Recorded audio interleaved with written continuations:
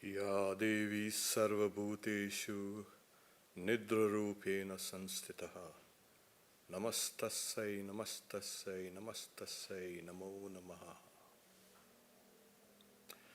Repeated salutations to the Devi, the goddess, who is established in all beings as sleep.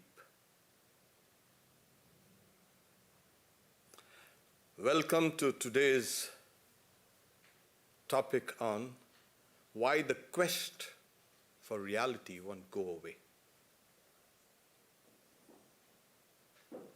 Well, that's the nature of the human mind, to seek what is real.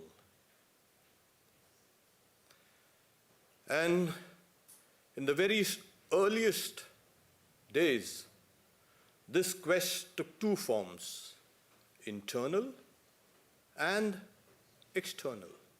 These are the two lines of inquiry. Science is the quest in the external world.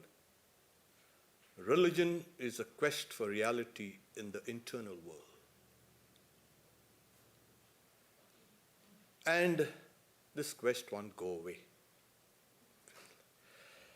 But in India, from the very earliest times, Swami Vivekananda says, that sublime scenery, that beautiful mountains and landscapes, made these people introspective.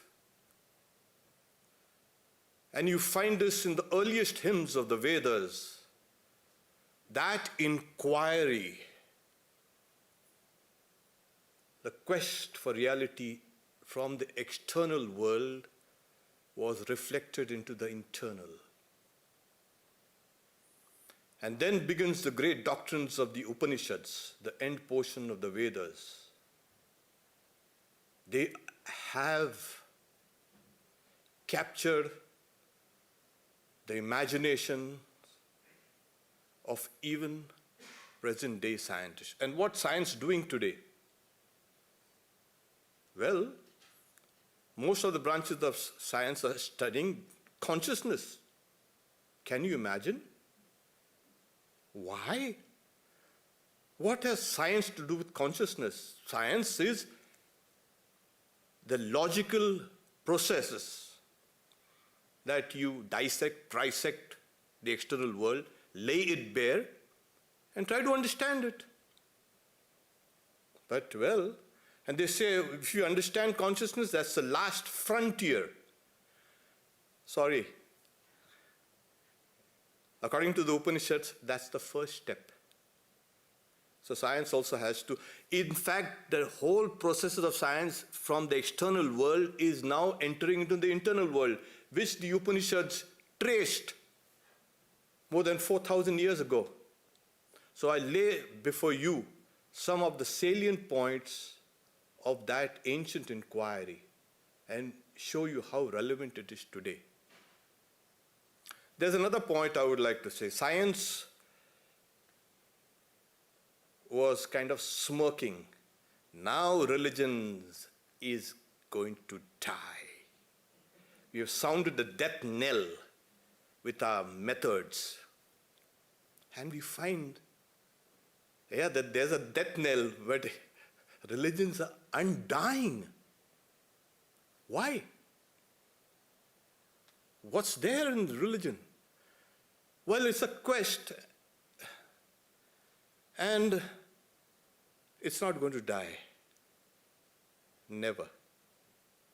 Of course, this science against religion and religions against science was mainly in the West, not in the East.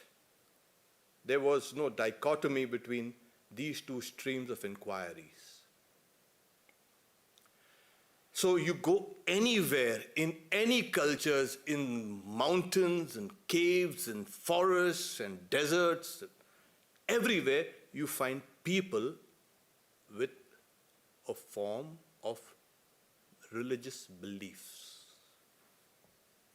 Who has taught them? Well, you don't teach religion to anyone. No, sorry. You leave some people out on an island. You visit them after a couple of years, and you will find that they have begun a sort of a belief, a religious belief, if you may. From this you can understand that this religion is innate. From my perspective, this quest is innate, the quest of what is real. And every one of us at one point of time comes down to this question: what is real? Has to come. When things slip between your fingers, when the works of great minds vanish in a moment, what is real? And there are those who pursue this question. There are, of course, those who, I'll depend on my cultural or civilizational or racial beliefs. Beliefs are not facts. And in the Vedanta, it's not a system of beliefs. Don't believe anything. That's the first thing they say. Don't believe it. No, my grandfather told me that won't do. Yeah, And that's what the great Buddha voiced. Saying, don't believe because some ancient books tell you about something or what your forefathers told you about it. Think about it deeply. And when you have settled on a particular point of inquiry, pursue it. Each person's quest for reality will be an individual quest for reality. From the individual, it will lead us to the universal. Most of this inquiry, however, Western philosophy is blinded still. And also, Western science is still lame. Because they are only pursuing the line of inquiry in the waking state, in cognition. And they think this is what is real. This is real. Let's find out. And then they find that this can't be real. I may knock my head and I can bleed, but it's not real. Thank God for science. Yeah. No, it's not real. So their waking state of consciousness is taken to be the starting point. It's real. I am inquiring. I am inquiring. That is the fallacy. The Upanishadic seers, the rishis, they went even one step further. They also studied the dream state. And apart from Carl Jung and a few other psychologists who tried to understand the subconsciousness with these archetypes, they were trying to understand the waking consciousness through the dream states. That is a step, you can say, in advance. Well, it's only in the Upanishads where you find they dismiss both these and go down even further. Sleep, deep sleep. It feels so angelic. You close your eyes and you slowly feel a kind of a drowsiness, and your consciousness is sinking. The lights go out inside and you are not there. Isn't this the most beautiful thing? Well, no. Well, you spent 1/3 of your life in it. What's wrong with that? But I am not there. Who said you're not there? You sure? That's why in the Upanishad they say, I slept happily, I did not know anything. Sukhamam swapsam na kinchit vedi. Now there was someone who witnessed the whole process. So I'm going to look at this quest for reality from the state of deep sleep. It has never been attempted in academic circles and all. You'll get huge books written on the quest for reality on the waking state. So this is what it is, sleep. It's the most beautiful state, where, as the Upanishads say, like a hawk or a falcon, when its wings get tired, runs to its nest, and there does not want anything, does not desire anything. That is a state of sleep, where a father is no father, a mother, no mother. The gods, no gods. The Vedas, no Vedas. A thief, no thief. A killer of a noble Brahmin, not a killer of a noble Brahmin. Well, there's nothing. Here the Upanishad says, a monk, no monk. A hermit, no hermit. No males, no females, unfortunately. Yeah. Or rather, fortunately. Yeah. This is a form is untouched by good work or by evil work. For it is then beyond all the woes of the heart. There you are. So all our identities and all our struggles and all our pains disappear. Well, but then we need to understand this. Yeah, okay. We need to understand, of course. So we have something called a circadian rhythm, as you know. That's, you can say, the biological clock. It's a secretion of melatonin, and it signals the organisms to kind of, okay, now take it easy. You know, the external stimulus kind of, it's evening and it's now, the cycle kicks in.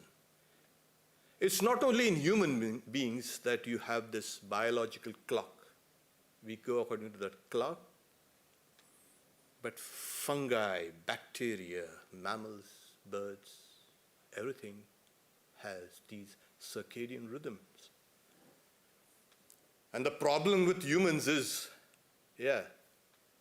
we are disrupting this, our own circadian rhythms, and we are changing the night.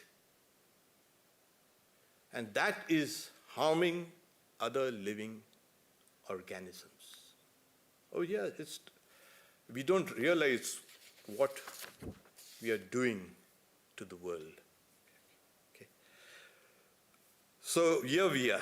So today's network society, wonderful. AI is there now all over the place. Artificial intelligence, and artificial intelligence is redesigning us. Here we are. And this constant, you can say, blue light radiating and hitting us is disturbing us. And because of this sleep disruption, sleep deprivation has consequences. Well, national economies are affected. Social life is affected.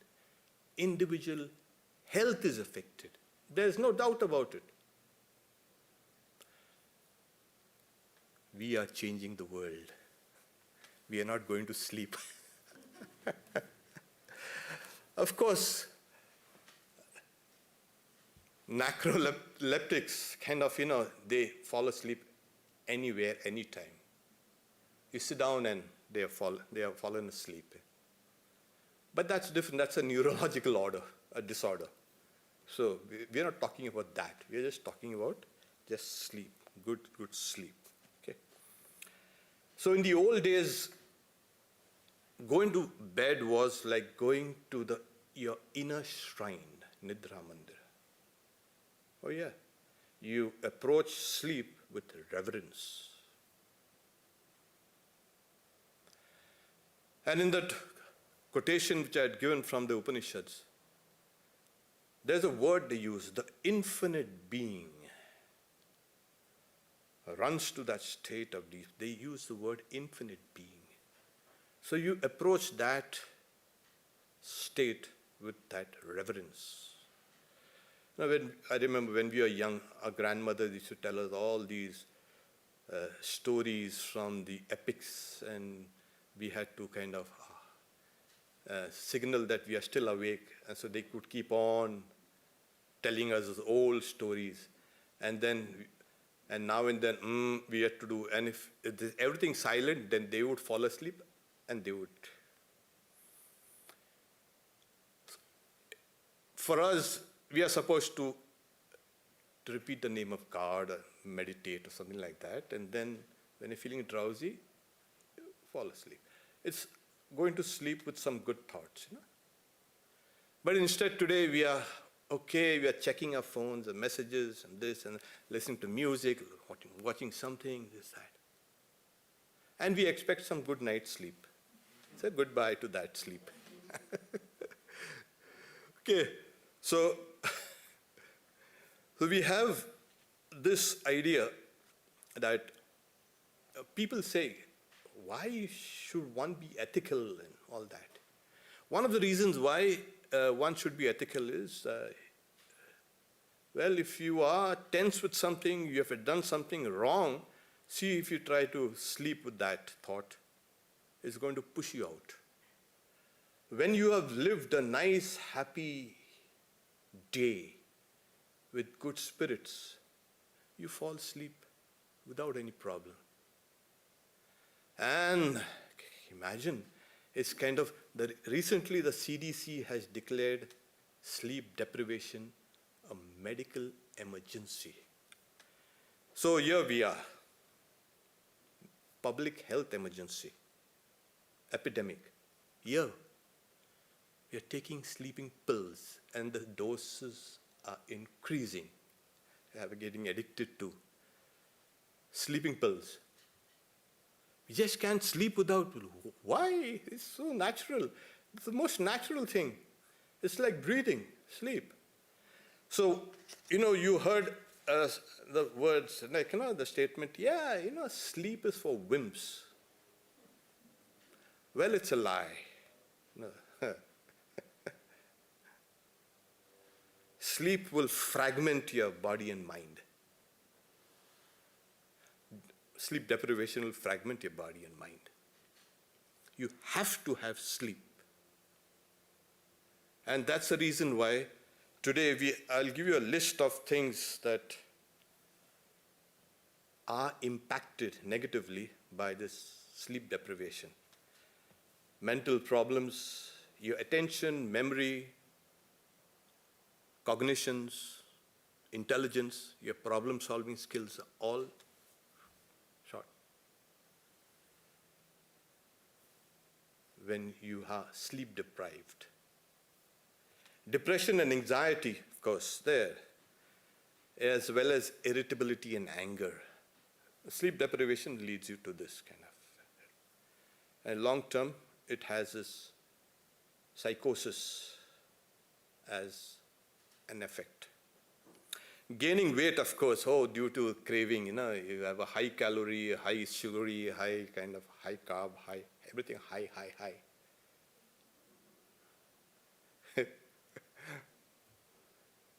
And you put on weight, yeah. Heart problems, yeah, of course. When you don't sleep, you're stressed, and when you're stressed, there's a release of, you can say, cortisol. There's a stress hormone which kicks in and which pushes away sleep. There you are. So your whole system is stressed. Then you have autoimmune problems. It's increasing. And you have also immune problems, immune system problems. Well, you have so many problems, yeah. And one antidote for that. And of course, the other things like premature aging, etc., etc., etc. So, what is the amount of sleep required? Well, it depends. Sleep is not meant for wimps. Babies sleep excessively, and that's healthy, it's right. It gives mother also a lot of time to rest. That's because the baby's brain is still forming outside the womb. Its neuronal connections are kind of being forged. And the brain needs to be put on sleep mode. Yeah. So as a child slightly grows up, 14 to 15 hours a day is kind of normal. Don't panic. And then we have between 1 and 2 years old, the child needs 11 to 14 hours. Children about 5 need 10 to 13 hours. By puberty, the brain needs 9 to 12 hours of sleep. Teens need 8 to 10, and adults need 7 to 8 hours. And this, of course, includes napping. Okay. We sit down and they fall asleep. Narcolepsy. So this is the amount of sleep and as we age, the amount of sleep diminishes, obviously. So, snoring, obstructive sleep apnea is one of the biggest problems in falling asleep. Deep sleep, really good restful sleep. We know it in our monasteries. We have great fun. You have a monk in the next room, his snoring will keep you awake. Oh, but then, yes, it is serious in the sense of it diminishes quality of life and diminishes lifespan also. Okay. And I said about blue light and the ambient radiation, all these are kind of silently entering into our bodies and brains. That affects us. Now it's kind of fashionable for people to go to sleep clinics where they are kind of hooked up for how much oxygen they are breathing in and the level of melatonin and then all that EEG and this and that. They are monitoring everything. Why? In order to understand deep sleep. Yes, science is now finally tentatively getting into this study. And that's a wonderful step science is taking. So finally, they're coming down to the very basics of our being. Yeah. So in Vedanta, when you go to sleep, you enter into a level of the individual personality called the sheath of bliss. Oh yeah, you enter into that. Isn't sleep blissful? Yeah. And you emerge out of it. Your ego, your memories, your mind, everything emerges out from that. So it's called a causal body also. The causal body. From there it emerges into the subtle body, and from the subtle bodies emerges into the gross body. Okay. So in Vedanta you have 3 bodies. People are talking about body. Okay. Why 1? Buy 1, get 2 free.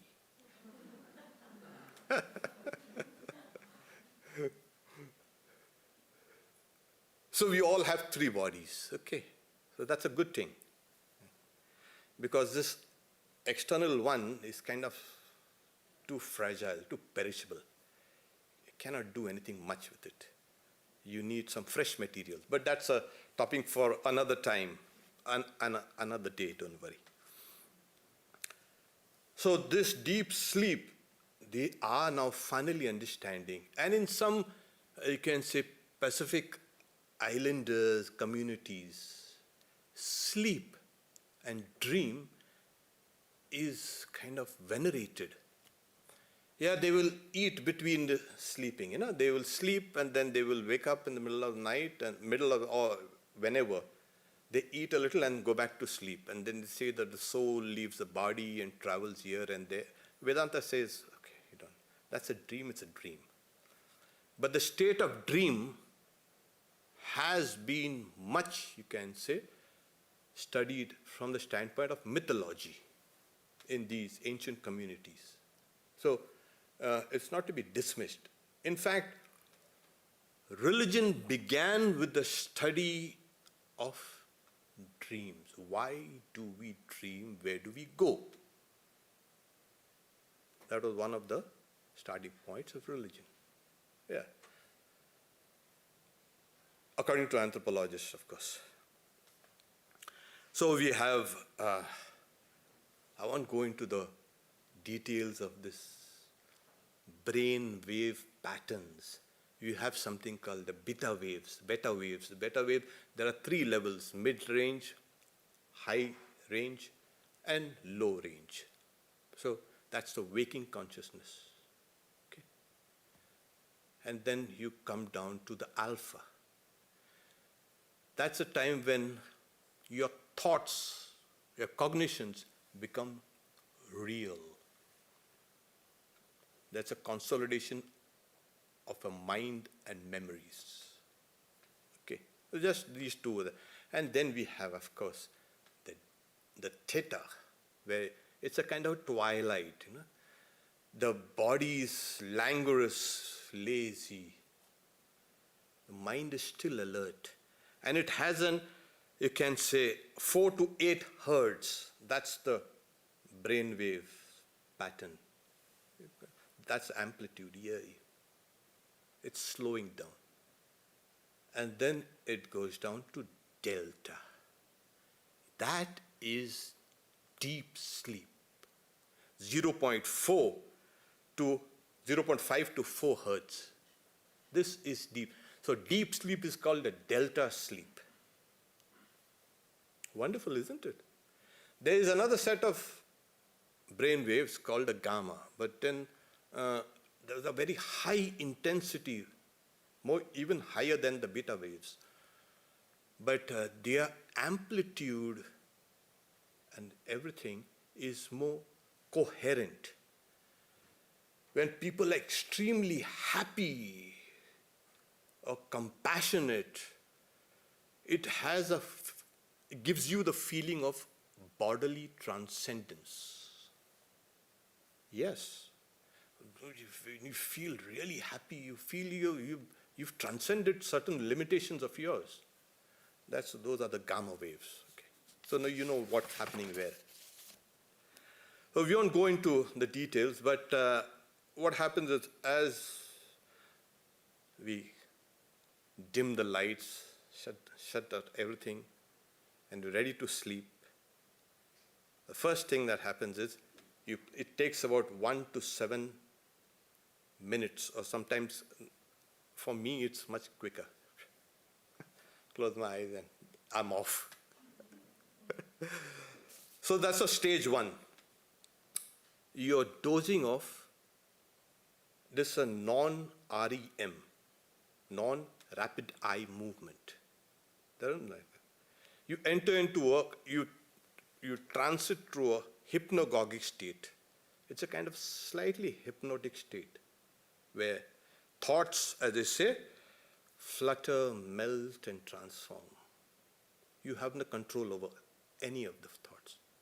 And then from the stage 1, you enter stage 2. This is also non-rapid eye movement. Most of your sleep time is spent in this stage. It kind of, you plunge down, go deeper there, and then you plunge down deeper. That's the third stage, is delta sleep. Very slow wave sleep. It's difficult to wake anyone up from it. It lasts from 20 to 40 minutes. Generally, it's a 40-minute cycle, delta sleep. And then you emerge out again into REM, dream sleep, where your eyeballs move, your breath goes fast, and your body temperature increases. Then again, you plunge down again into non-REM. The body cools. The eyeballs become still, and you once again go into non-REM. So you have these cycles. Generally, it's 4 to 6 cycles. A healthy sleep means 4 cycles. You plunge up and down. I hope you know what's happening now. In deep sleep, you are. At least your brain waves show that you are moving between these two states of deep sleep and dream. There. And things are happening to the body. Your system, the nervous system has been disabled, voluntary nerves, muscles, because you're not supposed to act out your dreams. There are some somnambulists, they will act out their dreams. I had a friend who used to wake up in the middle of the night and play his piano and then again close it and then go back to sleep and never knew anything about it. And, sleep is very restorative. There are some people who, when they wake up, they are an enhanced version of themselves. Sometimes people wake up speaking in a different dialect or a different accent or a different language. You heard of this? Oh, you haven't? Oh. And of course, sleep has got some real great things going on. I remember my grandmother, she passed away in deep sleep. And we used to love her so much. She was a tough old lady. And morning, she is not waking up. What happened? Grandma, hey. Well, she's gone. And I was into, where has she gone? She passed away in deep sleep. Most of you must have heard this song, where do we all go when we fall asleep? You haven't heard? You haven't heard of that very popular young singer, Billie Eilish? Now there's some form of recognition. Oh, she stays in the neighborhood there in LA. Where do we all go when we all fall asleep? But before we can answer Billie Eilish's question and our questions too, a lot of preachers, they speak about, samadhi and sleep. They equate both these states. Swami Vivekananda dismisses them. In one state, a person goes and returns the same person. A fool goes to sleep and returns a fool. Another fool goes into samadhi and returns a sage. Why? What happened? Clearly, these are two distinct, different states. And a person who has experienced the highest level of samadhi does not sleep. For him, there is no deep sleep. There is no dream state. For him, there is no waking state also. This is just some things that we need to and they don't feel any kind of fatigue or anything because they are beyond all these three states. Okay. So here we daily go to sleep and we feel so blissful. And when we return, all our problems come back to us. As if they are waiting for us to return, and they all jump down on our heads again. Clearly, in the state of deep sleep, there is an absence of ego. So the absence of your ego signals a blissful state. When the ego jumps back on you, then all your troubles start. So now you know who's the troublemaker there.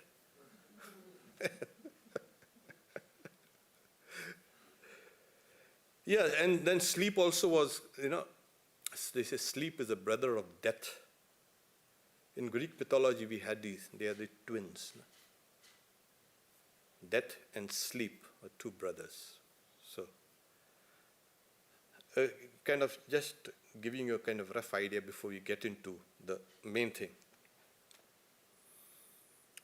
Okay.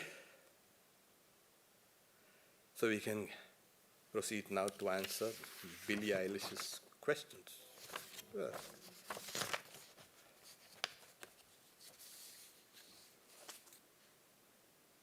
The Mandukya Upanishad, one of the Upanishads, speaks about this. That state of deep sleep, when the sleeper does not desire any enjoyable things and does not see any dreams.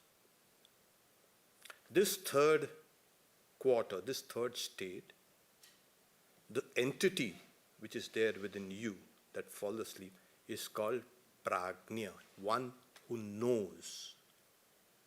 You just try to keep that at the back of it. It's named prajna. It has sleep as a sphere. There, in that stage, everything becomes undifferentiated.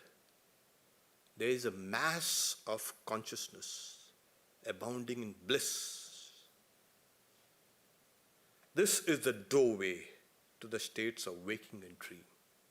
Anandabhuk Chetamukti. We won't go into that technical details, but this gives you an idea that when you go to deep sleep, you desire no more desires, you have no wants, but you experience a tremendous sense of bliss and undifferentiated consciousness that you experience. Okay? There you are technically called prajna. Knya is to know. It's the same word from where knowledge has come. Knowledge. Knya. No. So, Gnostics, Gnosis, it comes from the same root, Knya. It's an ancient Indo-European root. So here we are.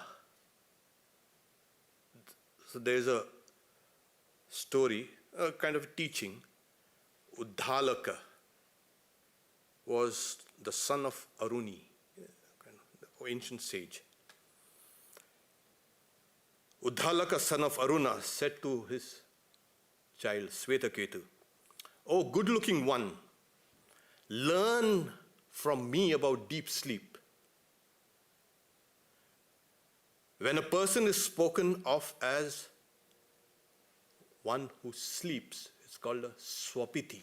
Swapiti, one who merges.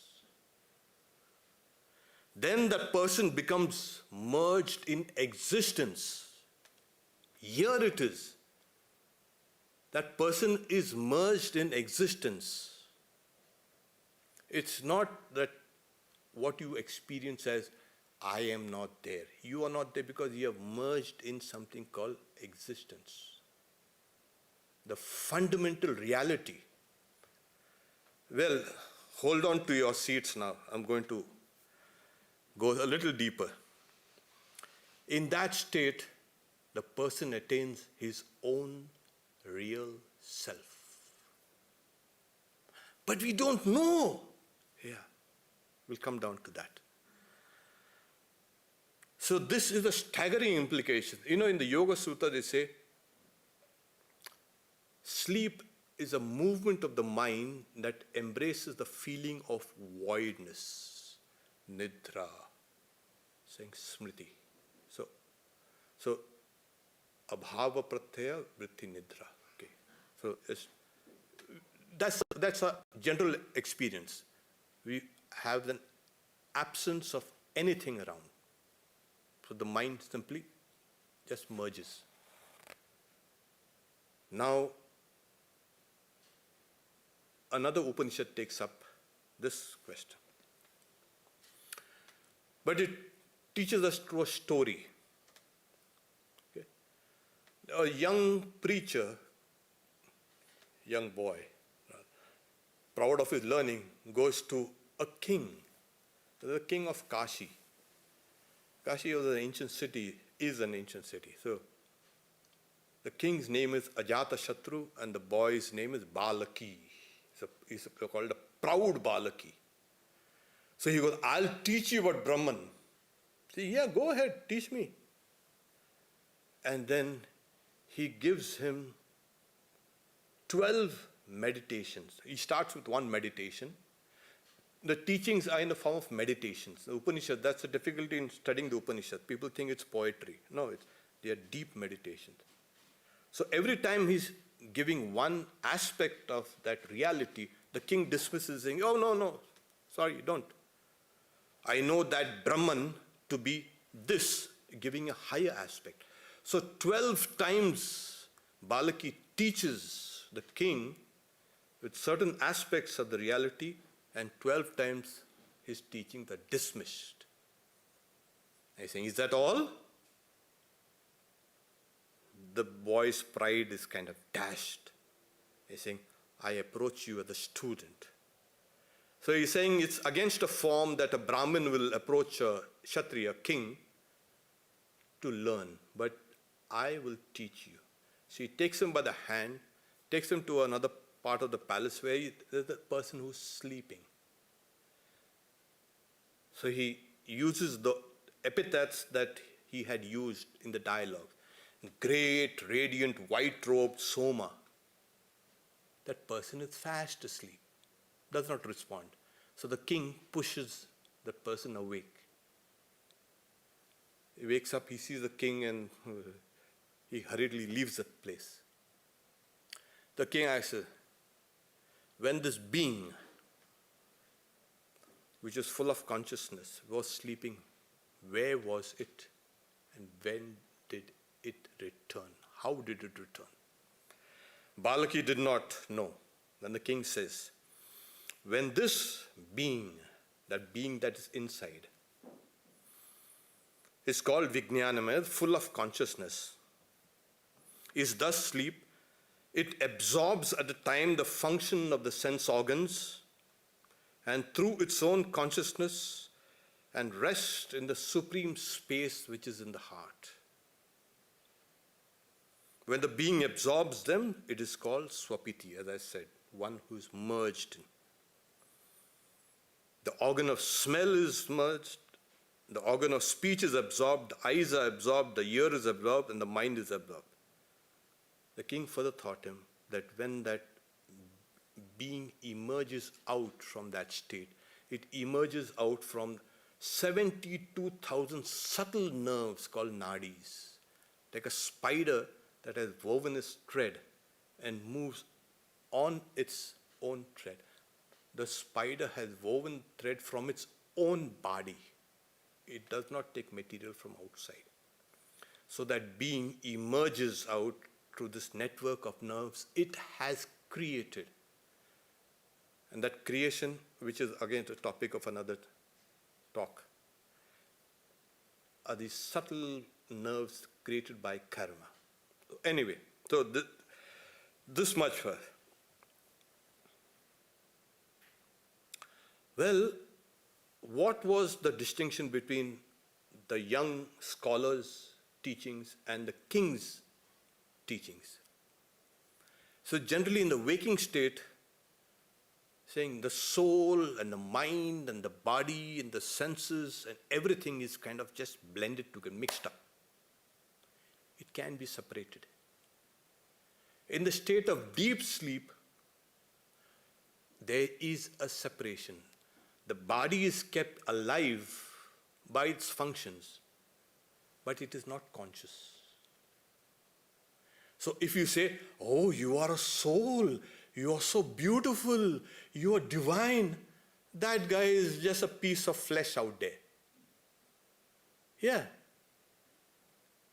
If it was a conscious entity, it would have responded, yes, I am divine, I'm a God, I'm a soul. No. Yet the person is alive. So there is a separate entity from the collection of the body, mind, and senses, and intellect, and ego, and everything. What is that entity?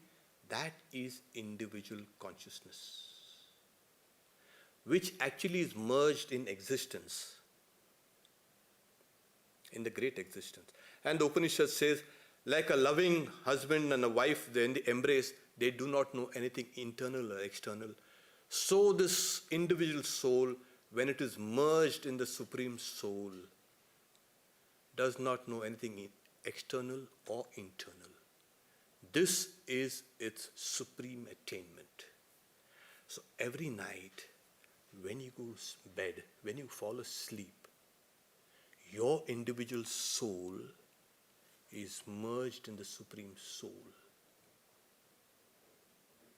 Yeah. Got this? If you haven't, meditate on it.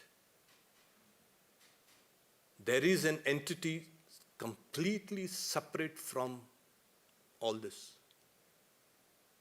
which experiences the state of deep sleep merged in the Supreme Self. That is why the quest for reality will never go away. Just impossible, because you're merged in that existence, you're merged in that reality, your own reality. And when you emerge out through those nerves and you come out in the dream, in the waking state, you have a faint memory. I slept well, I did not know anything. That quest is inborn. You have to kill yourself to kill that quest. It's just impossible. The quest for reality will be always there. Now, we're talking from the standpoint of non-dual Vedanta. That's a kind of a little difficulty. Let's come down a little. Okay. I think this can be more comprehensible from the dualistic standpoint. Well, there was, there's an incident in Swami Adbhutananda's life. Latu Maharaj, who was one of the brother disciples of Swami Vivekananda, a disciple of Sri Ramakrishna.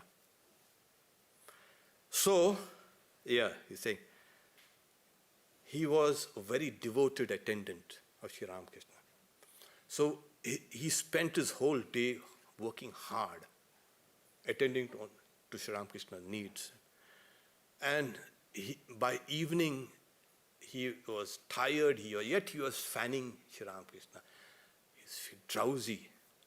And Sri Ramakrishna, half jokingly, half seriously, Latu? He used to call him Latu. That is Swami Adbhutananda. Very simple, a simple Swami. He's saying, Leto, can you say whether God sleeps or not? The question surprised Latu, and he answered, I do not know. I don't know. Obviously, who knows? Do you know? Who knows? We don't know if the God exists or no. What if he sleeps or is waking or whatever. Then more seriously, the master continued, everyone in this world sleeps, but God does not. If God slept, the universe would be plunged into darkness and would dissolve.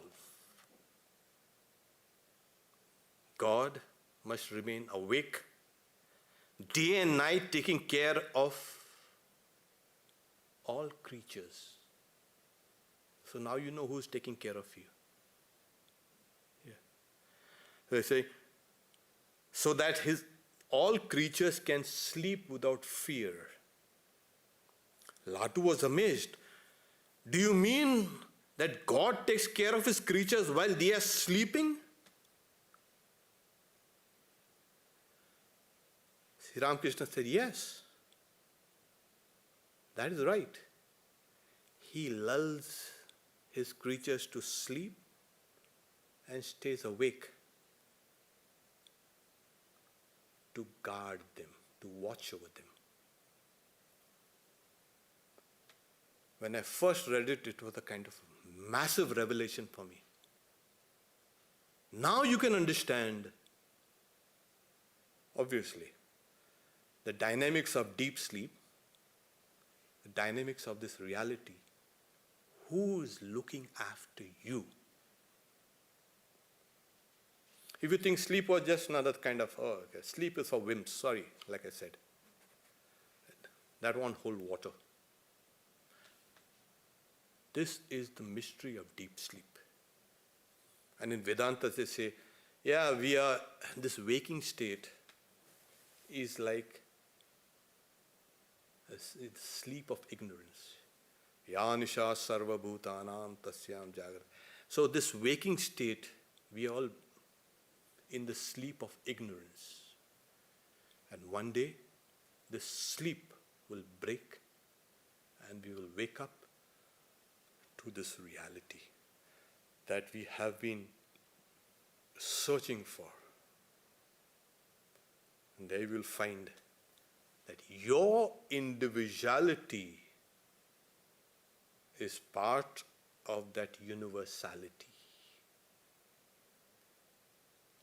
That is why you don't find yourself, because you have merged in the universality. You are not there, but a greater you is there. A greater reality is there.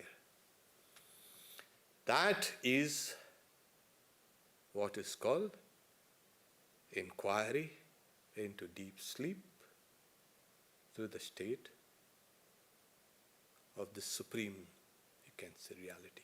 So the quest is going to be there, and we need to understand the side of our personalities, and which is also the reality. I'll stop here for questions. Om Shanti Shanti Shanti Harihi Om Tat Sat Shri Ram Krishna Arpanamastu.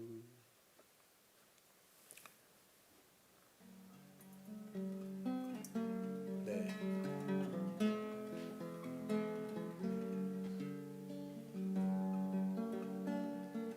Lead us from illusion to truth and wisdom's sight. Lead us from the darkness that fills up the night. Lead us from death to endless life, to your heart of love, to your eternal light.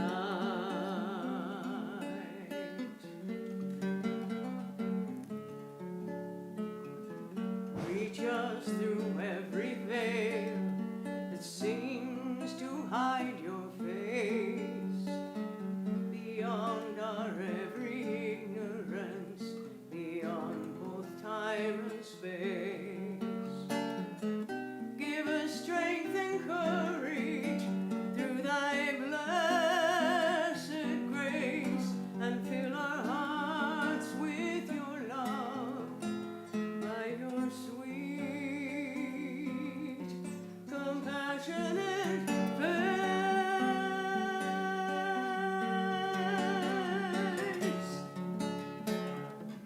Om Tat Sat Om, Om Tat Sat Om, Om Tat Sat Om, Om Tat Sat Om.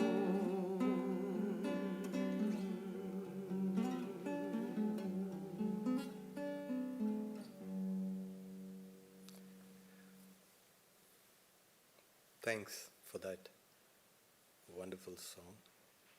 Swami, do you want to come out and greet people and then come back in for I don't mind, yeah, something like that. Is that okay with you? Oh, You forgot to say that to me, Swami. It's been so long. yeah. The last time I came here, and everybody left, and there were no questioners. Maybe the talk was meant to be questioned. I think people are Oh yes. used to saying hi and Oh then yeah, of back course. in if they have Oh yeah. questions. Sorry. That's my fault. Yes, it is.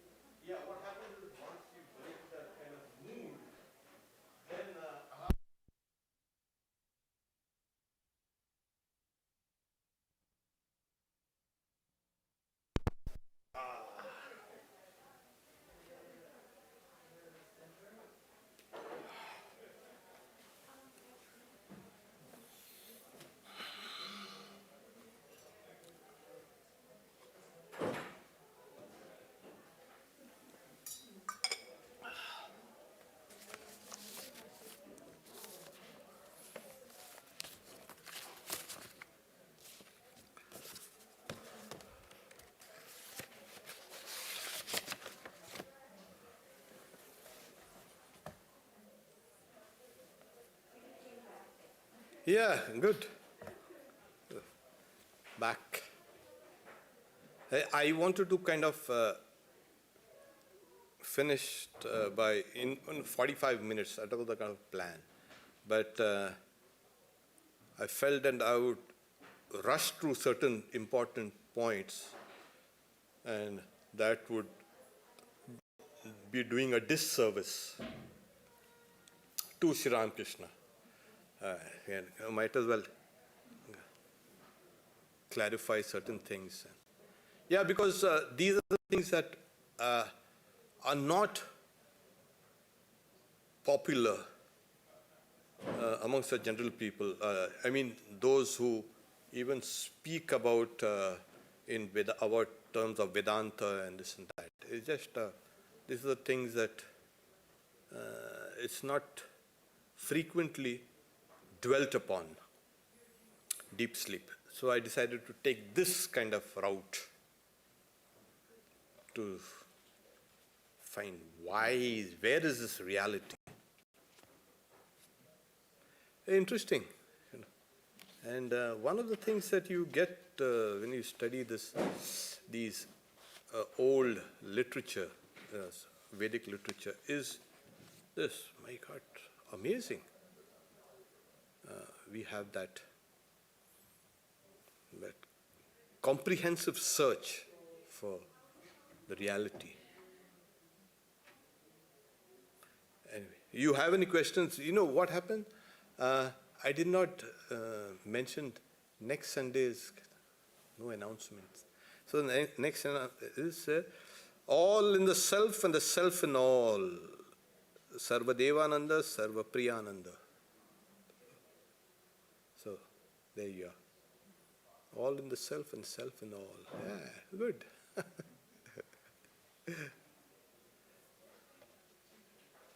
So we have anyone there on Zoom also? Yeah. Yeah.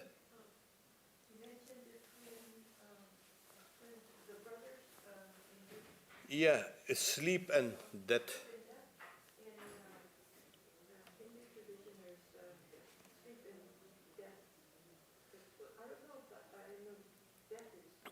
Death is Yama. We have the goddess Nidra. They are not the sleep. They are not twins there, but we have the first part of the verse that I quoted. Salutations to the goddess who dwells in all beings as sleep. It's not only sleep. She dwells in all beings. All beings means all beings, not only human beings, everywhere. As consciousness, as hunger, as thirst, as sleep, as you can say compassion, as love, as desire, as memory, everything, whatever we express through our bodies and minds is nothing but the goddess. If you can understand that, that is divinizing your life. Generally we think, oh, these are processes, physical and mental processes. No. From the spiritual angle, they are all powers of that goddess. Now, when you talk about goddess, you need to have a form. That's personalizing that power which is there, manifested in all beings. So, when you feel hungry, you feel thirsty, you feel desirous, you feel calm, you feel compassionate, you feel love, you feel hate, you feel anger, that's all the goddess there. Oh yeah, even as error, she is Ya Devi Sarva Bhuteshu Bhranti Rup, that is as a mistake. When we commit mistakes also, that also is the goddess. She is also like the first one is salutations to the goddess who dwells in all beings as mother. So you have everything, and this is what that God which is external has been brought as in the internal, in creation, within you, in everything. That's kind of amazing. It's a state where you can understand that all this is the manifestation of that goddess. Yeah. So in Hindu mythology, we have Yama, and that god is saying he is omniscient. So boy initiator who goes to Yama to inquire about what happens after death. Yeah, and that's the Upanishad called the Kathopanishad. A couple of years ago, before the pandemic, we had begun these classes, Kathopanishad. So that's the inquiry. When a person dies, some say the person exists. There are some say the person does not exist. What is the reality, since you are the god of death? And then the god of death, he tries to dissuade him from asking this question, trying to tempt him. But the boy is firm and saying, no, I want to know this. And then Yama taught him that secret, what happens when you die. So we have this. And like I said, we have this Nidra Devi, the goddess of sleep. There's a goddess everywhere, and goddess of sleep. That's the reason why, we need to kind of, with all our functions, bodily functions and all these things like sleep and all, we need to understand that divine element in it. So we have Nidra Devi or Tandra Devi, that also is there. So this is how we look at it. And, there's that mythology, it's more or less like, as Carl Jung has shown, there is universal archetypes. And one story has got is expressed in, say, in the East, the same like cognates in the West, the same thing. Like we have the goddess of dawn in the West, and we have goddess of dawn. And it's all over the place. There's a kind of this springs from that deep structures in the human mind. Was there a difference between the brothers in Western mythology and Yes, completely different. They did not understand. Yeah, because when you sleep, the person who's sleeping, he gets into something called, in Sanskrit, it's called Nitya Pralaya, daily dissolution. So that person, as it were, dies. It's a kind of stage where it mimics death. That person is not there. But as I said, these Upanishads show that that person is there, very much there. That person is there, not only there, he or she is merged in his or her own reality, higher reality. So the person is there. So this inquiry went much, and it went through this kind of very deep mystical, you can say, inquiry. It's not just a kind of a scientific inquiry. Through deep meditation, they discovered what exactly happens there. So it's very interesting. Yeah. Well, okay, I was, what you were talking about in the lecture about why we suffer as the ego, and I was listening to what you were saying about seeing the mother in different situations, which is very helpful. But my question is practically during a day, say we're having a very stressful time, and even though the egos, we like it when good things are happening, we don't mind the ego at that time, but when things aren't going well, or they're very stressful, or even someone in a war zone, Yeah. in extreme situation, how would an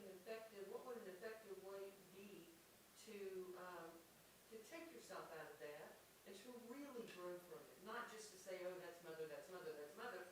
That would be great if, you know, if it did something for me. You know what happens is there are three, you can say, colors of the ego. They are called tamas, rajas and sattva. That is the indolent, the lazy, the murderous, the lying. That's that tamasic ego, the dark. Then the rajasic ego is the one who is constantly active and you can say, dynamic, who wants to do things, the doer. And the sattvic, that is all light and illumination and love and unselfishness and this and that. So people with their egos are categorized in these three levels. Okay. Now, what goes into building a strong ego which can act as a bulwark to all the stress and all? It's nothing but karma. It is only karma, because that is the linchpin. On that hangs everything. So it is only karma that can. Now you're talking about the war zone. If that soldier has not been trained properly, physically and mentally also, you are supposed to kill. And when he kills somebody, he suffers agony. He has not been trained correctly. So from there you can understand that the ego is fragile. So what happens is, apart from this ego which is, you can see, has spread itself out, we have various sub-personalities. So you have one ego, but it is diffracted into many sub-personalities. Okay. Now you are sitting here, everything is calm, nice and quiet. You are like a saint now. No, but suppose you are driving down and a guy kind of winged you, and all the road rage will come out. Oh, what happened to that saint? Well, that was another sub-personality of yours. But it's that ego. It is that. It's the one, what do I do with that ego? It is not strong enough to bind all those sub-personalities together. Then strengthen it. Yes, it is a strengthening. Now, how do you strengthen the ego? By knowing, while working on it, at the same time knowing there is a higher entity behind this ego. One of the examples Vedanta gives is like a red hot iron ball. You see, the ego thinks it works, it's a doer, it is the king here. It's like that iron ball, cannonball. But when you heat that cannonball, the fire is external, and then it kind of merges into that iron ball, makes it hot. And the cannonball thinks, I can burn, I can destroy everything. You take the fire off, and it is at all. So know another entity behind that ego. Okay? Know it as kind of, it's a consciousness. Because if the ego was conscious, like I gave the example of that king, when I asked, where was that person when you sleep? If the ego was conscious, he would have responded. That sleeping man would have responded. It does not respond because it is not there. It has merged. So it is not conscious. That consciousness, which has been merged with the supreme consciousness, that comes, enlivens the ego, and then it enlivens also the sense organs, mind, intellect, memory, and all these things. So it seems to me like it would be the intellect then the need to go to do the discrimination and say, I'm not going to let this affect me anyway, I'm going to then what? Yeah. Then you're saying, I'm going to be equipoised, I'm going to stay balanced. I won't let anything come and push me down. That's the way. For kind of a quick relief, take long, deep breaths. And just you breathe in and then let it go. Breathe in and let go. Let's see all that kind of stress leaving you. So that's a kind of a temporary measure. Then the kind of deeper things like, no, I'm not going to. We don't have a grip over ourselves. You must have a grip over yourself. How much I need to eat and sleep and talk and do work and everything, I need to have a kind of a grip over myself. If I have that, my ego is healthy. If I don't have it, every small thing is going to fracture it. So it is more that ego has to become mature. And it is matured in only one way, it is through work. Like you say, what about devotion? Yeah, that also is part of that work. Devotions also.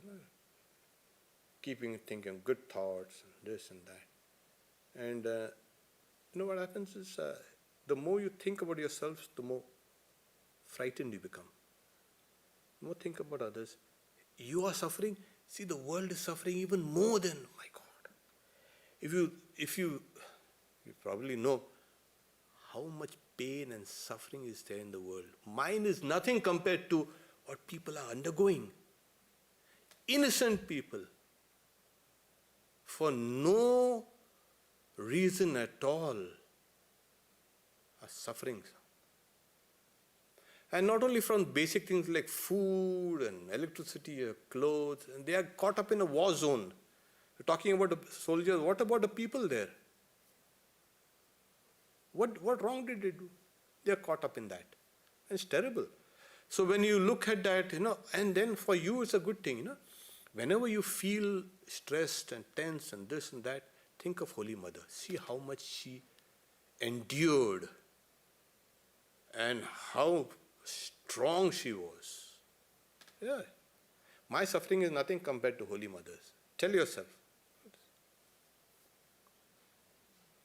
Okay. Yeah. The quest for reality, I love that idea. How can that quest, I think can you go too far? Like you just overthink things too much? You can go too far. You begin the quest, you will end with an answer. So, yes, there will come an end to your quest, obviously. That is the answer. But till you know the answer, you will need to keep on searching. And that is human life. So every day we are growing in knowledge and love and compassion, and we are getting better and better. There's no doubt about it.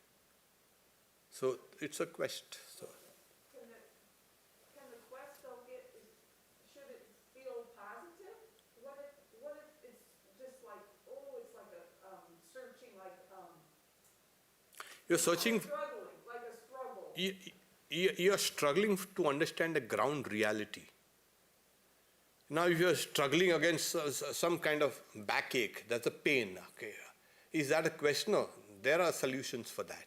Okay, that is not part of that quest. I need to find out what medications are there for my backache.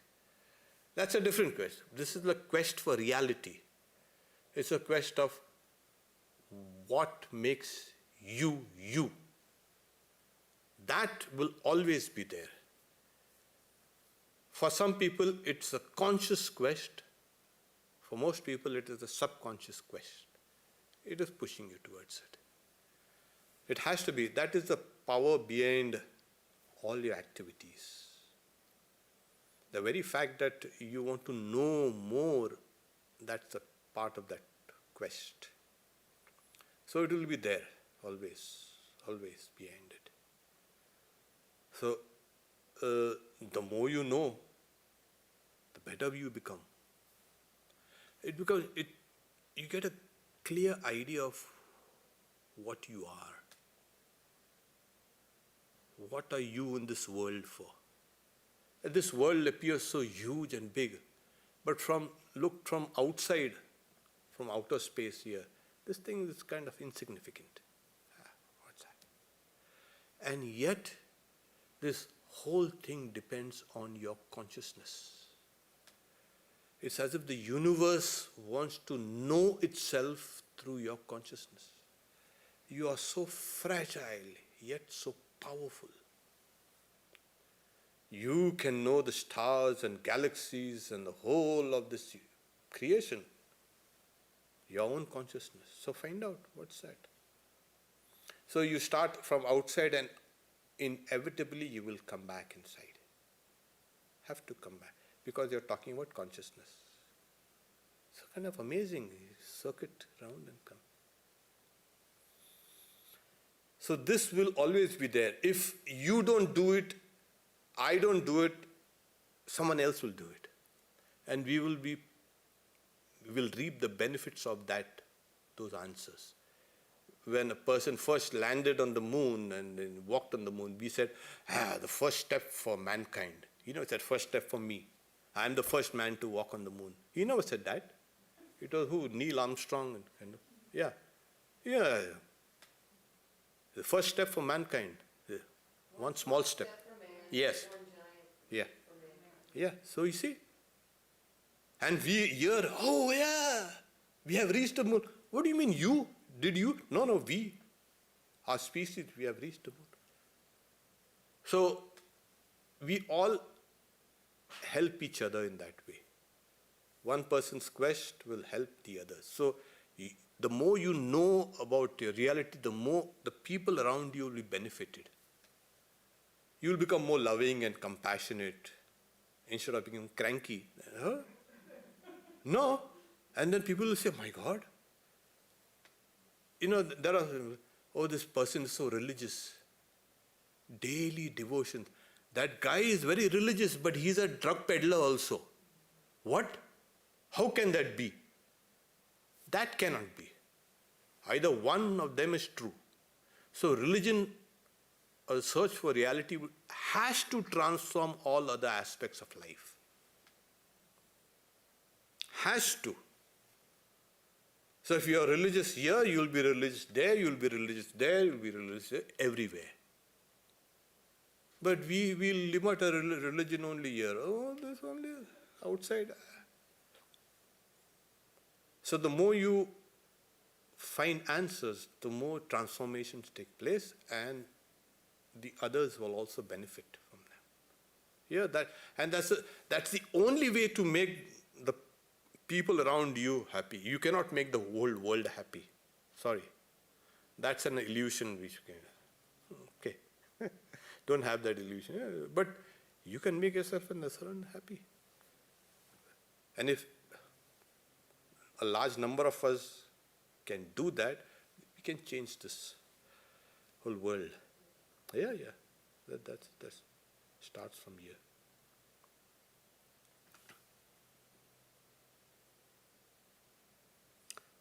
So, on Zoom, anyone? Yeah. No questions. Yeah. So it's okay. Kind of, what happens is, I'll tell you one thing. Meditation is a very powerful integrating factor. It integrates you. When people say, when we try to sit down to meditate, hundreds of thoughts come. That's because the mind is not integrated. For a well-integrated, well-disciplined mind, hundreds of thoughts will never come. So but does it begin in the very beginning? No. So gradually as you proceed, practice, the hundreds of thoughts will diminish and come down to just one thought. Yes. Can you pass the dream state if you meditate? I don't dream. You think that you don't dream. There is what neurologists say, there's a separate dream folder. You don't remember the dreams, but you do dream. And when you wake up, there is a separate waking memory folders. So everybody dreams. It has to. You don't need to remember the dream. But there are some intense dreams which you wake up from at times, or you remember it after waking for a few minutes or a few hours. But everyone dreams. Has to. That's the way we are designed biologically. So, yeah. And of course, it's a vast subject. Maybe in the future I could kind of pick it up. Like Sri Ramakrishna says that if you dream divine dreams, consider them as real. So even in the dreams, which we call it as a kind of a memory and figment, but divine dreams are real. It's like, briefly put, they're the kind of a, they have these huge searchlights which is just turned briefly, the searchlight of consciousness lights up certain things, and again it's turned back into that old consciousness, individual consciousness. So what you see during that time becomes real. So Sri Ramakrishna says there are those who attain perfection through dreams. Swapna Siddha. So, yeah, it is not a kind of a negative state, it is a positive state. I just wondered, I thought I didn't dream, but now I know that I dream, but they're just filed away, I don't remember them. Yeah, and then you must be just being in the second state, non-REM, for a longer period of time. You go down again back to the delta, deep sleep, you emerge out, and then you immediately, like say, from 20 to 40 minutes, you are in the delta sleep, you come out, and then you may be peaking at, say, in that state of REM, and then going back inside. So your REM, rapid eye movement period, might be short. Yeah. So, good. Asadoma Sadgamaya. Thank you for the wonderful song. Yeah, lead us from the darkness to light. Yeah. Om Shanti Shanti Shanti Hari Om.